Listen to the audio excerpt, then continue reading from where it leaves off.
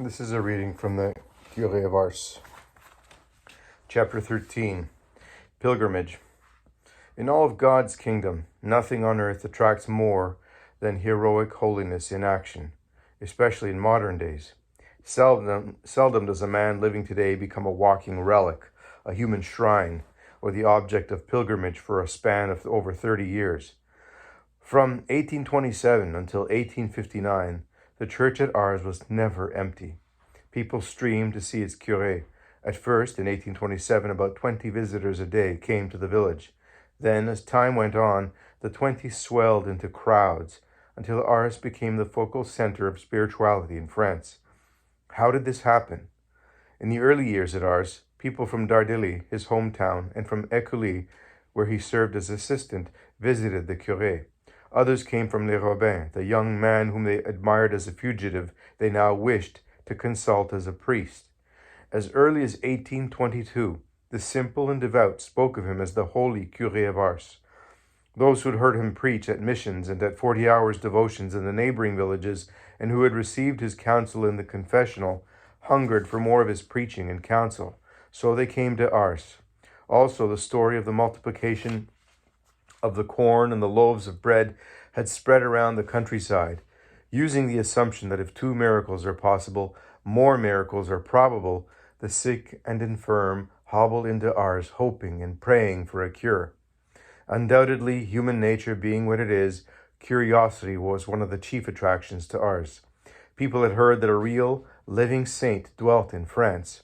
Who does not want to see a saint? Not a dead one, but a talking one.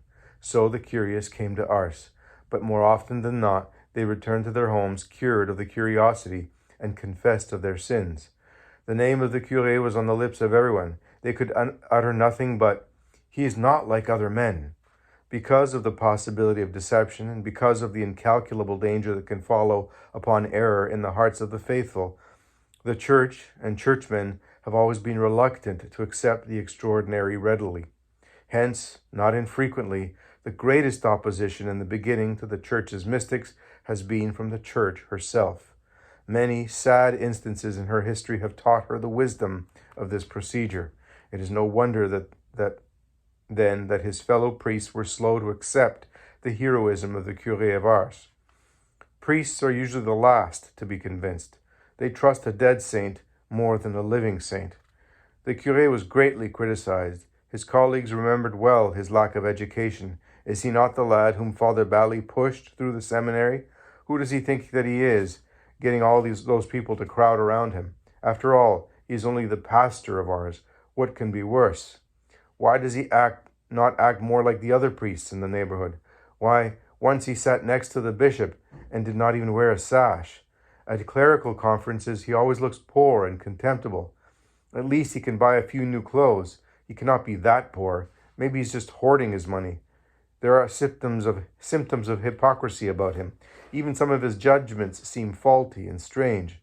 All this can be a trick to attract attention, a pharisaical trumpet blowing. Still, people are naive enough to consult him. In fact, pilgrimages are being formed to Ars. There is talk of miracles. Scandalous! The bishop ought to know about this. Maybe the wise old curé has already got him under his spell. At any rate, my people will be forbidden to go there under pain of refusal of absolution. The scandal of Ars must be proclaimed from our pulpits. Poor little Curé of Ars, groaned the curé himself, when he heard all the talk that was flooding the area. What do they not make him say? What do they make him do? What do they not make him do? At present, it is on him they preach, and no longer on the gospel. To one of his fellow priests, who in fraternal charity offered the much maligned pastor of Ars counsel, the curé wrote, "I thank you most sincerely for the kind advice which you have the charity to give me. I acknowledge my ignorance and my incapacity. Pray to God, Father, that I may do less harm and more good." When some of the priests finally sent a letter of denunciation to the bishop, the humble curé countersigned the letter himself, remarking, "Now they have my signature, so there will be no lack of material to lead to a conviction." Bishop Devy was a wise and prudent man, a holy bishop. Before acting, he sent to Ars his austere vicar general, Father Ruivet, to secure the fullest possible information. The vicar general lived with the curé, talked with him, questioned him. He concluded, if the denunciations were based on facts, we should not see so many pilgrims here, and among them both religious and priests. The bishop was satisfied. Yet, to be absolutely certain, he requested the Curé of Ars to forward his most difficult cases to him, together with the solution he had suggested for each. Within a few years, the curé had sent him more than 200 cases, all of which, after close examination, were found to be extremely prudent. Later, when the bishop overheard some of his clergy referring to the madness of the Curé of Ars, he remarked, "Gentlemen, I could wish that all my clergy had a small grain of the same madness." By 1834, matters began to simmer down, and the real sanctity of the Curé of Ars began to impress even his fellow priests. At the priests' retreat of that year in the major seminary at Bourg, the bishop listed the Curé of Ars as one of the retreat confessors. His confessional was kept so busy by priest penitents that the curé had no time to make his own retreat. His life was a perpetual retreat. Throughout all these periods of storm and stress, the curé reacted much like the saint in the story he was fond of telling. A certain saint once commanded one of his religious, "Go into the cemetery and speak as much of evil as of the dead as you can." I'll say again, "Go into the cemetery and speak as much evil of the dead as you can." The religious obeyed. On his return, the saint asked him, "What did they answer?" "Nothing." "Well, go back now and pay them a great many compliments." The religious obeyed once more and returned to his superior. Surely this time they said something by way of reply. Again, nothing. "Very well," said the saint. "If people rebuke you, if they praise you, do as the dead." Chapter 14, Saint Philomena. Saints are ingenious in devising ways of preserving their humility. The Curé of Ars was no exception. He openly refused to become the center of attention for the wonders of body and soul that were taking place at Ars. His humility rebelled against the thought of receiving credit. God, in his mercy, came to the curé's rescue by sending him the relics of Saint Philomena, whom the curé blamed for whatever blessing came to Ars. Just when his devotion to Saint Philomena became so strong is not known, but once the saint was established at Ars, to her was given the credit for all the wonders that made Ars the great center of pilgrimage. The love of the Curé of Ars, writes Father Monin, for this dear little saint, as he called her, was almost chivalrous. There was the most touching sympathy between them. She granted everything to his prayers. He refused nothing to her love. He set down to her account all the graces and wonders which contributed to the celebrity of the pilgrimage of Ars. It was all her work. He had nothing whatever to do with it. In the 1st or 2nd century of the Church, a girl of about 14 years bravely went to her death solely for the love of Jesus. Perhaps, like Saint Sebastian, her body was pierced with arrows.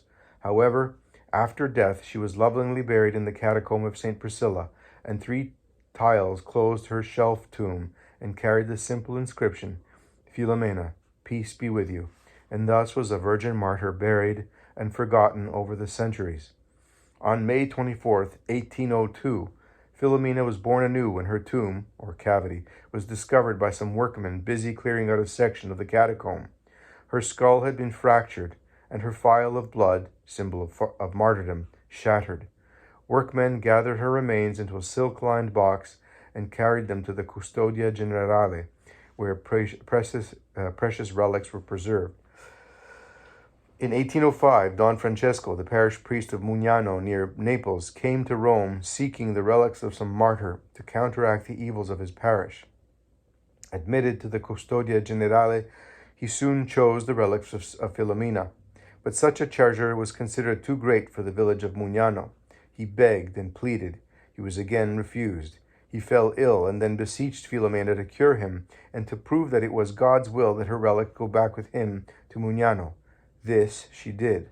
Thus did the little saint travel back to Mugnano, where her casket was publicly enshrined in the Church of Our Lady of Grace, and immediately the Virgin Martyr began her work. A bedridden man rose from his cot. A crippled child walked. A blind baby saw. A skeptic believed, and others believed, and soon many believed, and before long devotion to Philomena spread from Mugnano throughout Italy and even up into France. Father de Montgalon, the superior of the Brothers of Saint John of God and a great lover of Philomena, brought the story of the Virgin Martyr to the Jaricot family in Lyon. Often he used to stay with this charitable family, and during one of his visits, Pauline, when a girl of about 17, begged him for a relic. No doubt it was this young martyr who gave Pauline the courage to carry out her program for the propagation of the faith. After Philomena was instrumental in curing Pauline of a fatal illness, and after Pauline had come laughing and happy to Pope Gregory XVI with her miraculous story, the Holy Father immediately introduced the cause for the canonization of the Virgin Martyr. During one of his visits to the Jaricot family, perhaps when he was begging for his providence, the Curé of Ars asked Pauline for a small piece from her relic of Philomena. In this simple way, the saint was taken to Ars, where she was destined to be the sole cause for all the wonders of that holy place. However, the people never quite gave all credit to Saint Philomena. They believed that she helped, and helped in a marvelous way, but only when her prayers were mingled with those of the curé. But the curé insisted, "I do not work miracles. I am but a poor, ignorant man who once upon a time tended sheep. Address yourselves to Saint Philomena. I have never asked anything to her without being answered." When pilgrims would come to him, he would say to them, "Go talk about all this to Saint Philomena." Or he would say, "Have confidence in Saint Philomena." Or again he would insist, "Go and ask for your cure in the chapel of Saint Philomena. I will pray for you in the meantime." Sometimes he rebuked the young saint for working so many miracles at Ars. "Saint Philomena has broken her word," he scolded one day. "She should have cured the child elsewhere." The two saints worked on together for the glory of God, and Father Vianney's humility grew stronger and deeper as he continued to point out the way. Go to Philomena.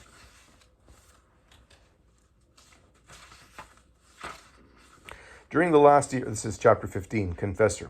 During the last year of Father Vianney's life, it was estimated that the number of pilgrims to Ars reached 100,000 and 120,000. In Lyon, there was a special booking office for Ars. In 1840, one train ran daily between Lyon and Ars. By 1855, 2 trains ran daily. People of all kinds visited the village, those with faith and those who boasted to be without faith, sightseers and the curious, bishops, priests and religious, good people and bad people, the young and the old. They came to see, to hear, and some to touch the living saint of France. However, most of the people came to go to confession, or to fulfill a promise made to Saint Philomena, or to question the good curé on some problem. Some stayed in one of the 5 places honored by the title of hotel. Others remained in the houses of the villagers. During the summer, pilgrims even spent the night sleeping out in the meadows or resting on the steps of the church. While waiting for the curé, the pilgrims roamed the streets, talking about the holy priest and buying his picture in souvenir shops. Finding his picture in the stores and houses of the village bothered the curé. He hated the idea of publicity and commercialism, but there was little he could do about it, except refuse to pose for his portrait. The pilgrims also purchased rosaries and medals to be blessed, and candles to be burned at the shrine of Saint Philomena. They prayed, listened to the catechism lessons, and above all, waited in line to go to confession. Waiting in line to go to confession was the trial and cross of Ars. The curé spent as much as 16 to 18 hours a day in the confessional, and still there were lines of pilgrims. If a penitent left the line to have lunch, he made arrangements with those next to him or with a church guardian to save his place. Some penitents brought lunch with them.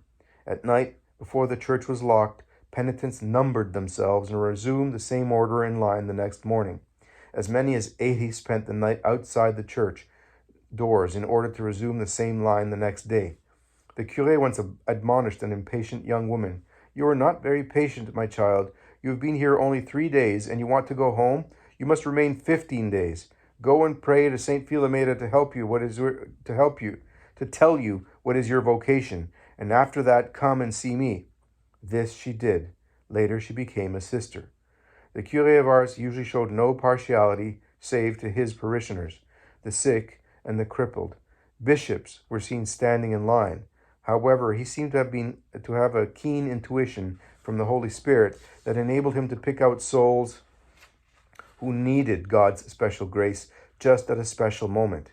"You, madame, are in a hurry. Come at once."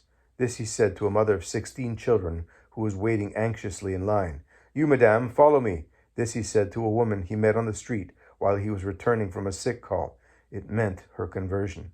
A sportsman who came to Ars only to satisfy his curiosity and then to go duck hunting happened to meet the curé crossing the village square. The curé stopped, looked at the dog and then at the man, and said gravely to the stranger, "Sir, it is greatly to be wished that your soul were as beautiful as your dog." The curé went on. The sportsman blushed. Something pierced his soul. He rushed his way through the crowds, ran to confession only to hear 3 words, "Go to la trappe." This he did, and was professed Brother Arsène. The words of the curé were darts. They penetrated deeply. He said little, but his little was enough. To this one or to that one he would simply say, "You have a vice that will be your damnation, namely pride." This to a woman. "My friend, you are damned." This he said to a young man who later repented. "Love your priests much." This to a bishop. "Oh, love the good God very much." This he said to a brother. What a pity. That was all he said, but it was enough for many penitents. Many came to the curé seeking advice on a religious vocation. Often he would lift his eyes to heaven and then give a decision, not only without hesitation, but also with much certainty, as if he actually heard the Holy Spirit. "Enter at once the visitation," he counseled the girl. "Stay where you are," he recommended to a priest who wished to enter a religious order. "You see, the good God at times inspires us with desires of which he will never ask the fulfillment in this world." "Be sure to do no such a thing," the curé replied to a colonel in uniform who wished to become a religious. "The army has too great a need of an example such as you give." To a priest engaged in teaching at a Catholic college, Father Vianney insisted, "Be sure you never become a pastor. The most beautiful task anyone can perform in the century in which we live is the Christian education of youth." To another priest who complained about the indifference of the people in his parish, the curé answered, "You have preached, you have prayed, but have you fasted? Have you taken the discipline? Have you slept on the bare floor? So long as you have done none of these things, you have no right to complain." Then added to the burning words of the curé, few though they were his tears. Tears are the outward expression of sincerity. Those tears of the curé uttered messages of which mere words are entirely barren. "Why do you weep so much, Father?" "Ah, my friend," sighed the curé to a sinner kneeling beside him, "I weep because you do not weep enough."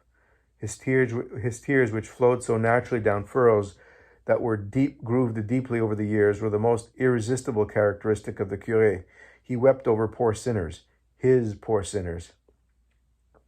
"If only I could go to confession for them," he used to grieve. And again he would remark with tears in his eyes, "I am only content when praying for sinners." Did the curé give big penances to big sinners? At first, perhaps he did. It was the spirit of the times. But later, through reading, advice, and experience, he changed. He believed that people who came far and who endured many sacrifices would become discouraged with big penances.